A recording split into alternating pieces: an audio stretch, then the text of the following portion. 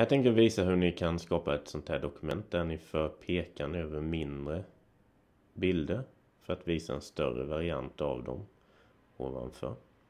Och om ni följer instruktionerna här i programmet så ska ni kunna också skapa den själv. Okej. Här ska jag gå igenom hur ni skapar det här interaktiva dokumentet. Och då väljer jag Create New Document. Och här kan man ställa in olika avsikter man har för det. I det här fallet så ska vi inte ha det för print utan vi ska ha det för webben. Och här får vi då istället pixeldimensioner på vårt dokument. I det här fallet så vill jag ha det i stående format. Och jag vill ändra lite på höjden här så att den är på en 780 pixlar där. Sen kan man ställa in olika marginaler och kolumner om man ska ha spalter här. Jag ska ha 3 spalter, en spalt som motsvarar varje mindre bild eller mindre skylt. Så här har jag mitt dokument och det jag ska göra nu för att få in skyltarna är att jag väljer File, Place och så väljer jag dem. Nu har jag gjort dem i RGB för att de ska passa färgsystemet på webben. Och här får jag den storleken jag har där och den kan jag ändra här nu på olika sätt. Om jag dubbelklickar på den så kommer jag få en röd markering runt bilden. Och då kan jag ta tag i hörnet och dra den. Då förminskar jag bilden. Håll ner shift när ni gör det. Men nu ser ni att det finns en blå markering här. Och det är det som är själva klippbanan för den här bilden. Och då får jag göra likadant med den. Skulle jag föra den längre över där så ser ni att då klipper jag i bilden. Så den använder man för att kunna klippa och beskära bilder i själva programmet här. Men i det här fallet ska vi inte beskära men jag måste ha med den.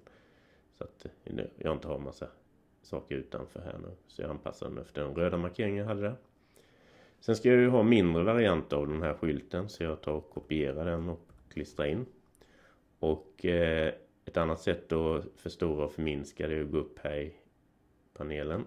Och ändra storleken procentuellt. Och här kan jag också ändra steg för steg. Jag kan ta och förstora den lite till här. Va? Och trycker jag på de här så går det ett steg åt gången. Sen när jag ska flytta den här, om ett tag när jag får handen där så flyttar jag bara själva bilden oberoende av vad klippbanan är då. Det vill jag inte, så att jag ser till att jag tar och har den blåa markeringen och håller mig utanför den där runda cirkeln i mitten av bilden.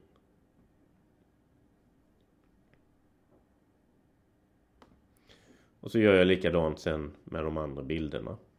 Och nu när jag har gjort det, fått in alla de här, både som små och stora, så kan jag ta och konvertera de här till knappar. Och det är för att vi ska kunna få den här interaktiviteten i dem. Och det som kan underlätta här är väl att jag flyttar lite på de här så att jag kan se vad jag har de olika. Så om jag markerar den första här så väljer jag objekt, convert, interactive, convert to button. Och här väljer jag att döpa de här så jag kan hålla reda på dem. Väljer jag först att den kallas stor.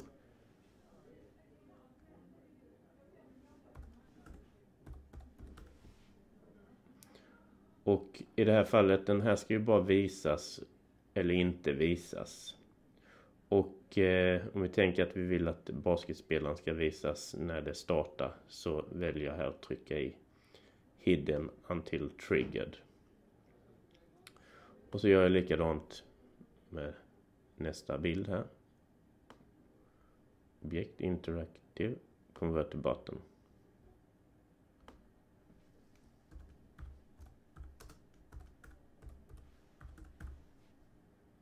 Och den ska också vara gömd. Och så den sista här då.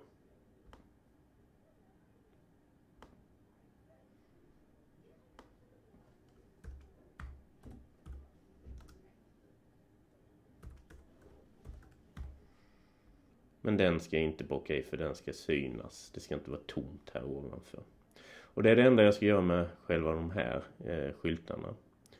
Och det jag kan göra nu för att få dem helt i linje med varandra, det är att jag markerar de 3. Och har jag inte framme här för align så går jag på window, objekt layout, align, så får jag upp panelen för den. Kan jag flytta här, docka om jag vill med. Och i detta fallet så ska vi centrera dem både horisontellt och vertikalt. Så där, nu har de lagts i linje med varandra, och då kan jag också sen flytta dem till den position de ska ha. Det jag ska göra med de mindre, det är också att konvertera dem till knappar. Men de här ska också sen ha en funktion som ska tillföras. Och här kallar jag den liten. Och här är det jag lägger in funktioner. Den ska ju givetvis visas hela tiden. Men här vill jag att när jag för pekan över den så ska den stora bilden visas här uppe. Så då väljer jag kommandot här då, on rollover. Och så vad som ska hända, då är det show, hide, buttons and forms. Och här får jag upp då de knappar som finns här än så länge. Och det är ju framförallt de stora här nu som jag ska lägga till någon funktion på. De andra bryr jag mig inte om att göra något med. Så den stora med människor, den ska inte synas. Den stora målningen ska inte synas. Men den stora med basket där ska synas. Sen gör jag likadant med de andra små. Jag om någonting en knapp.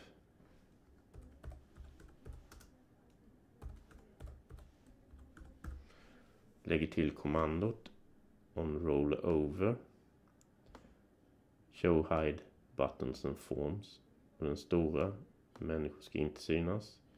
Den stora målaren ska synas. Och den med basketen ska inte synas. Så gör jag likadant med den sista här.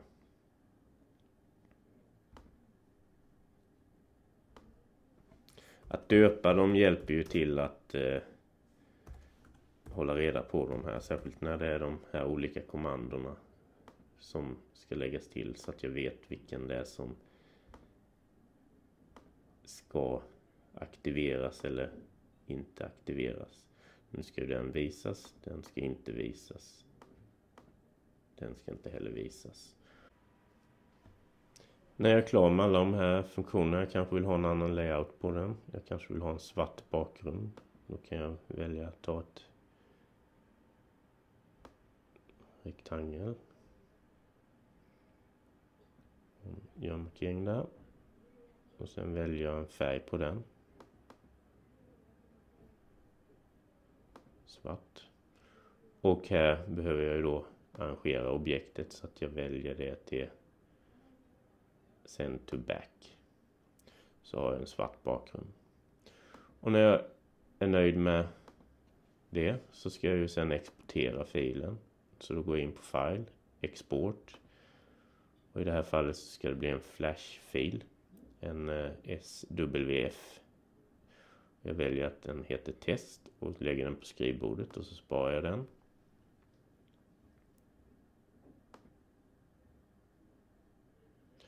Och i det här fallet så vill jag också ändra så att jag ska ha den lite mindre, så att jag väljer 75%. Den blir en aning mindre då som ni ser här. Och så trycker jag OK.